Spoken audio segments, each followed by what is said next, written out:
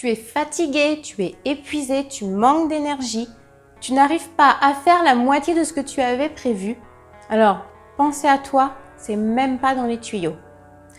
Aujourd'hui, je vais te donner 5 conseils pour retrouver du temps et retrouver de l'énergie. Mais avant cela, je t'invite à liker cette vidéo si elle te plaît, à mettre un petit commentaire, à la partager. Cela m'apportera un grand service parce que moi, ça me permet de me faire connaître et cela ne te prendra que quelques secondes. Revenons à nos moutons, je te partage les 5 conseils que je t'ai promis. Le premier conseil, note, écris, fais la liste de tout ce que tu as à faire. Non, ce n'est pas une perte de temps. Tu prends un papier, tu prends un crayon et tu notes, tu notes, tu notes, tu notes. Tu peux le faire sur ton téléphone si tu préfères ou sur un ordinateur, mais la version papier est quand même beaucoup plus efficace. Le fait de noter tout ce que tu as à faire, ça va permettre de vider ton esprit, ça va permettre de vider ton cerveau. Il l'aura posé. Et même si toi, ça ne te paraît pas grand-chose, pour lui, c'est déjà beaucoup. Et en plus, si tu suis le deuxième conseil, c'est là que ça devient intéressant. Donc le deuxième conseil, maintenant que tu as tout listé, priorise. Priorise, mets des chiffres 1, 2, 3, 4. En 1, c'est tout ce qui est vraiment prioritaire. En 4, c'est tout ce qui finalement, si c'est pas fait, c'est pas grave. Pour savoir comment prioriser, tu peux rejoindre mon groupe Facebook. J'ai un guide à l'intérieur qui te donne toutes les informations pour bien prioriser toutes tes tâches. Pour savoir prioriser, c'est très simple, il suffit de suivre la méthode d'Eisenhower. En 1, tout ce qui est important et urgent. En 2, tout ce qui est important et non urgent. En 3, tout ce qui est urgent et non important. Et en 4, tout ce qui est non urgent et non important. Une fois que tu as fait ce tri, ça va être beaucoup plus simple pour toi de savoir ce que tu as à faire, ce que tu veux réellement faire. Alors attention, dans tes priorités, il y a toi, il y a ton bien-être, il y a ce dont tu as besoin. Ta séance de sport, de voir tes amis ou une séance, je sais pas, de ce que tu aimes, de quelque chose qui te fait du bien, qui te ressource, doit faire partie de ta priorité numéro 1. C'est très très important. Mon troisième conseil.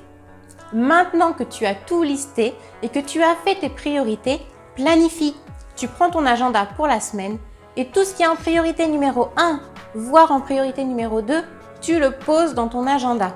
Comme ça, tu sais à quel moment tu dois faire quoi et pour qui. Et tu t'y tiens à cet agenda. Tu vas voir que ça va déjà t'aider à te ressourcer. Et vu que tu auras planifié des choses pour toi, elles seront faites. Et puis finalement, ce qui ne sera pas fait, ce sera ni de l'urgent, ni de l'important. Mon quatrième conseil porte sur le mindset. Parce que, ok, s'organiser, c'est super efficace et c'est très important, mais maintenant, il faut aussi que dans ta tête, tu sois clair. Donc, la première chose, c'est déculpabilise. Tu as besoin de te prendre soin de toi. Tu as besoin d'être ta priorité. Si tu n'es pas bien, tu ne peux pas être bien pour les autres. Tu ne peux pas bien faire les choses pour les autres. Tu vas t'épuiser. Attention au risque de burn-out. Que ce soit un burn-out parental, que ce soit un burn-out dans le cadre de ton travail, il fait généralement suite à des personnes qui sont trop perfectionnistes, qui veulent trop bien faire, qui veulent tout donner pour les autres et qui s'oublient. Alors fais bien attention à ça, protège-toi. Mon cinquième conseil, et pas des moindres, c'est détache-toi du regard des autres. Ce que les autres pourront penser, on s'en fout. Tu dois te préoccuper de toi en premier. Ce qui est important, c'est que tu sois en phase avec toi-même, avec tes valeurs. D'ailleurs, je t'invite à faire la liste de tes valeurs pour les connaître, pour savoir identifier pourquoi dans certains moments tu te sens pas bien. Donc voilà, ce qui est vraiment important, c'est que tu sois en phase avec toi-même. Ce que les autres pensent, ce ne doit pas être ton problème. Tu ne peux pas plaire à tout le monde de toute façon. Donc tu ne pourras jamais réussir à aller dans le sens de tout le monde. Donc détache-toi de ce que pensent les autres. Occupe-toi de ce que tu penses toi.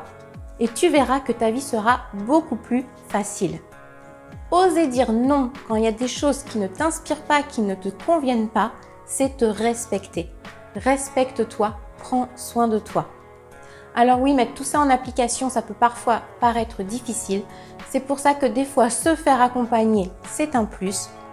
Si ça t'intéresse, tu trouveras un lien dans la description de cette vidéo pour faire ton bilan de vie avec moi. C'est gratuit et je te promets que tu repartiras avec un plan d'action concret pour t'aider à mettre en place tout ça dans ta nouvelle vie.